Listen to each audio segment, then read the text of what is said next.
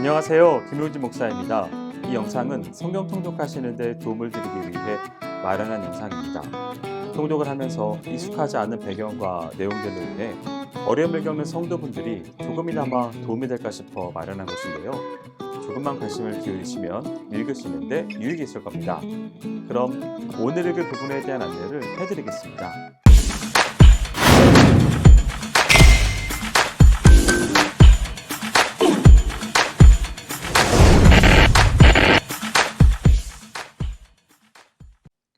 오늘 읽을 본문은 시편 134편과 146편에서 150편까지입니다. 시편 134편은 오랜 순례 여행 끝에 성전에 도착한 자의 감격스러운 찬양의 촉구와 이들을 맞는 제사장과 레위인들의 축복이 어우러지는 감격스러운 노래입니다. 1절과 2절은 밤에 성소에 선 무리들에게 여호와를 찬양하라고 촉구하고 있고 3절은 여호와께서 축복하실 것이라는 축복 기도의 내용입니다. 우리가 하나님 앞에 나아가 예배를 드리고 찬양을 드리기에 앞서서 우리 마음에 하나님 이름에 맞는 충분한 경외와 존경과 감사가 깃들어 있는지 생각해 보아야 합니다. 그리고 그러한 우리의 신앙적 열정과 기쁨을 하나님께 온전히 표하며 살고 있는지 생각해야 합니다. 오늘날 많은 사람들이 하나님의 이름에 합당한 예로서 하나님을 예배하거나 찬양하지 못하고 단지 구색 맞추기에만 급급한 예배를 드리고 있습니다. 물론 아예 예배드리지 않고 찬양하지 않는 삶보다는 귀합니다. 그러나 그것만으로 만족해서는 안 됩니다. 이는 하나님이 이사야 선지자를 통해 말씀하신 것처럼 마당만 밟는 행위일 뿐입니다. 그러므로 하나님 앞에 서 있는 성도라면 몸과 마음과 정성을 다해 하나님의 이름에 합당한, 하나님의 구원에 합당한 온전한 찬양과 경배를 올려 드려야 합니다. 시편 146편부터 150편까지의 5편의 시는 처음과 끝이 할렐루야로 되어 있는 소위 할렐루야 시편으로 알려져 있습니다. 할렐루야라고 하는 뜻의 말의 뜻이 여호와를 찬양하라인 것처럼 이 5편의 시는 모두 찬양시적 성격이 매우 강한 예배 시입니다. 그중 첫 번째인 146편은 개인적 감사 예배시로 바벨론 포로 이후에 페르시아의 왕 아닥사스다 1세가 사마리아인들의 말을 듣고 예루살렘 성벽 재건을 금지할 것을 명할 당시 익명의 시인에 의해 지어진 것으로 보이고 있습니다. 여기서 시인은 하나님만을 의지하는 그의 의로운 백성들에게 하나님의 구체적인 도우심을 언급하며 그의 광대하심과 은혜에 대하여 찬양할 것을 권고합니다. 실로 하나님은 모든 권능을 가지고 계시고 그에게서 나오고 그에게 의존되어 있는 모든 피조물들을 부리는 권세를 가지고 계십니다. 결코 그분의 능력이 적어서 구원하지 못하는 일은 없습니다. 모든 만물을 창조하신 하나님은 우리를 향한 선한 의도를 가지고 계시며 우리를 도우실 능력이 있으십니다. 그분은 신실하신 분으로 우리는 하나님의 말씀을 그대로 믿기에 충분합니다. 왜냐하면 하나님은 영원히 진실하신 분이기에 그의 말씀은 하나라도 땅에 떨어지지 않을 것이기 때문입니다. 하나님은 그의 나라를 반대하는 악인들의 길을 굽게 하시는 분으로 그의 나라는 아무리 시대가 바뀌고 변하더라도 영원까지 이어질 것입니다. 흑암의 권세에도 불구하고 여호와는 영원히 대대로 다스린다는 사실은 우리로 하여금 하나님께 소망을 두도록 새 힘을 주고 있음을 믿기를 소망합니다.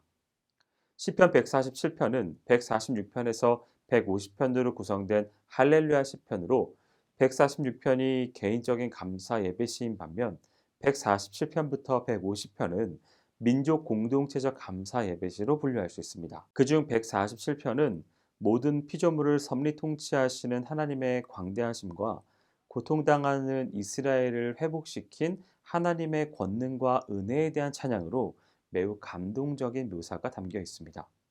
시인은 여호와께서 예루살렘을 세우시며 이스라엘의 흩어진 자를 모으시며 상심한 자를 고치시며 저희의 상처를 싸매시는도다 라고 했습니다. 이 시편은 배경으로 볼 때 이스라엘 백성을 예루살렘으로 다시 모으고 재건하여 회복해 하신 하나님에 대한 감사의 고백임을 알 수 있습니다. 비록 이스라엘 자손들을 죄로 인하여 철저히 파괴되고 찢겨서 나라를 잃고 유리하는 비참함에 처하게 되었지만 하나님께서는 그들을 영원히 외면치 않고 도리어 흩어진 자들을 모으고 상심한 자를 고치며 그 상처를 싸매 주신다는 것입니다. 모든 과정이 철저히 하나님의 뜻에 의해서 이루어졌고 그분의 신실하신 언약대로 성취되었던 것입니다. 여기서 인간의 모든 노력과 의지를 뛰어넘는 결코 변개할 수 없는 하나님의 뜻과 섭리를 깨닫게 됩니다. 이스라엘 백성들이 예루살렘의 패망과 성전 파괴를 목격하면서 어떤 생각을 했을까요? 바벨론에 거주하면 이스라엘 자손들 다수는 이스라엘의 회복과 성전의 재건을 불가능한 일로 기정사실화했습니다. 이 시는 바로 그 불가능한 일을 하나님께서 하셨다고 말하고 있습니다. 누구도 상상하지 못했던 이 일을 하나님께서 약속하신 그날에 그대로 이루어 주신 것입니다. 그리하여 포로된 그들이 예루살렘을 향해 모여들었고 그 황폐화된 땅을 다시금 부둥켜 안고 새롭게 부흥의 역사를 준비할 수 있게 되었습니다. 시편 148편은 온 우주를 조성하신 하나님께 대하여 모든 피조물들이 힘을 다하여 찬양할 것을 초청하고 있습니다. 이러한 시편은 창세기 1장에 나타난 하나님의 창조 사역의 순서에 따라서 천상 세계로부터 땅과 바다에 거하는 모든 것들에서 하나님을 찬양할 것을 촉구하는데 마치 이것은 온 우주가 웅장한 오케스트라가 되어 장엄한 교향악을 연주하는 듯한 느낌을 줌으로써 시의 전체 분위기가 힘차고 박진감 넘치게 흐르고 있습니다. 인생에 행할 수 있는 가장 고상한 일은 찬양입니다. 시인은 할렐루야 하늘에서 여호와를 찬양하며 높은 데서 찬양할지어다 그의 모든 사자여 찬양하며 모든 군대에 찬양할지어다 라고 노래를 시작합니다.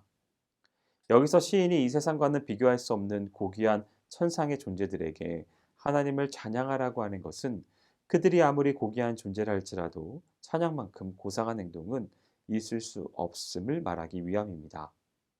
또한 이 땅의 인생들이 비록 천상의 존재와 비교될 수 없는 비천한 존재일지라도 영혼의 찬양으로 말미암아 고귀한 자리에 이르게 된다는 사실을 말하기 위함입니다. 찬양은 세상에서 가장 고상하고 거룩하며 고귀한 인간의 행동이기에 성경은 할렐루야 우리 하나님께 찬양함이 선함이요 찬송함이 아름답고 마땅하도다 라고 말하고 있습니다. 이 사실을 깨닫게 될 때 우리의 삶은 천사도 흠모하고 거룩하고 고귀한 삶이 됩니다. 또한 비천한 이 세상에서도 고귀하고 거룩한 존재로 살아가게 될 것입니다. 이것을 기억하고 항상 하나님을 찬양하며 높이는 일에 최선을 다하여야 할 것입니다. 우리가 아무리 뛰어나고 영광받을 만한 면이 있다 할지라도 결코 스스로 찬양의 대상으로 착각해서는 안 됩니다. 오직 하나님만이 참 신이며 찬양받기에 합당하신 분임을 선포할 수 있어야 하겠습니다. 시편 149편은 인류의 창조주이시자 진정한 왕이신 하나님이 과거의 많은 원수들로부터 보호하여 주심에 대해 하나님의 백성 모두의 회중적 찬양을 촉구하고 있는 내용의 시로 148편과 내용적으로 대구를 이루고 있습니다. 즉 148편이 창조주 하나님께 대한 전 우주적인 찬양을 촉구한 시라면 149편은 하나님께 대해 구속받은 하나님의 백성들의 회중적 찬양을 촉구하는 시입니다. 특히 본시에 나타난 악인들에 대한 심판과 성도들의 승리에 대한 묘사는 궁극적으로 예수 그리스도의 재림으로 말미암는 심판과 구원의 사건을 예표적으로 보여주고 있습니다. 1절에서 시인은 시의 시작과 함께 새 노래로 여호와께 노래할 것을 명령합니다. 이스라엘 백성들이 겪었던 바벨론 포로기의 참상은 아마도 일제시대 우리 민족이 당했던 서름과 고통만큼이나 컸을 것입니다. 이런 시대에 그들이 불렀을 노래란 한숨과 한탄의 소리로 가득 찬 절망적인 노래였을 것입니다. 우리는 새 노래, 희망의 노래를 불러야 합니다. 왜냐하면 하나님의 백성은 결코 과거와 현재에 묶여서 살아가는 존재가 아니기 때문입니다. 그리고 현재의 상황과 처지에 지배될 수 있는 존재도 아니기 때문입니다. 사막에도 꽃이 피고 강이 나며 독사굴에 어린이가 손을 넣어도 상하지 않는 평안과 화평, 사랑과 화목이 넘치는 곳, 슬픔과 아픔이 없는 그곳이 바로 하나님 나라입니다. 과거와 현재를 이기게 하시고 우리에게 영원한 기쁨과 승리를 주시는 하나님을 기대하면서 새로운 노래, 희망의 노래를 불러야 하겠습니다. 하나님께서는 눈물을 머금고 드리는 새로운 노래, 희망의 노래를 받으시며 우리를 회복하시고 치료해 주실 것입니다. 시편 150편은 146편으로부터 계속된 할렐루야 시의 마감일 뿐 아니라 시편 전체의 결론적인 역할을 하고 있는 시입니다.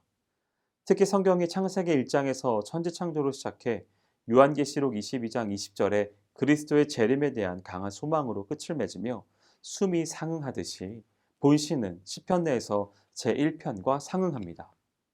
즉 제1편이 의인과 악인에 대한 차분한 대조를 표현한다면 150편은 의인들의 하나님에 대한 벅차오르는 역동적 환희를 보여줌으로써 시편의 대단원의 막을 내립니다. 그리스도인들은 이 세상에서의 삶이 끝나는 날이 가까워질수록 하나님에 대한 찬송으로 더욱 가득 채워져야 합니다. 마지막 시편인 150편은 하늘에서 끊임없이 하나님을 찬송하고 있는 영화롭게 된 성도들의 모습을 우리에게 보여주기 위한 것일 수도 있습니다. 또한 본 시편에서 언급된 악기들은 하늘의 영광이 가장 뛰어난 영광이라는 것을 가르쳐주는 표현일 수 있습니다. 악기를 연주하는 이들은 영원한 찬송 속에 파묻혀지게 될 것입니다. 하나님을 찬송하는 일에는 그 어떤 중단도 없을 것이고 그 어떤 지침도 없을 것입니다. 영원히 할렐루야가 반복될 것이지만 그것은 그때마다 항상 새로운 노래가 될 것입니다. 여기까지 시편 134편과 146편에서 150편까지 성경 통독을 하실 때 도움이 될 만한 내용을 전해드렸습니다.